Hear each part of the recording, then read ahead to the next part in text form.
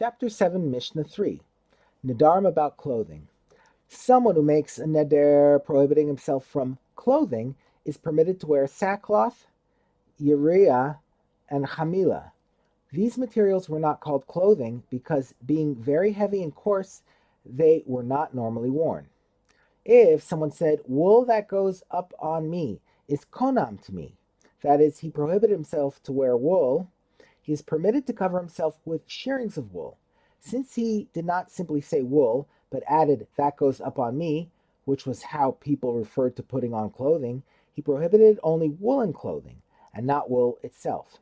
Similarly, if he said flax that goes up on me is konam to me, he is permitted to cover himself with stalks of flax, because he prohibited only clothing made from flax, i.e. linen, and not raw flax.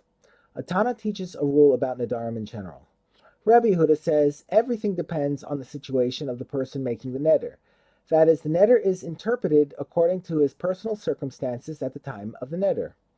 For example, if he was carrying a load of wool or linen and was perspiring from the weight of the load, and as a result his body odor was strong and disturbing to him, and he said, wool and flax that go up on me are konam to me, he is prepared to wear clothing made of these materials, but he is forbidden to throw them behind himself, i.e. to carry them on his back.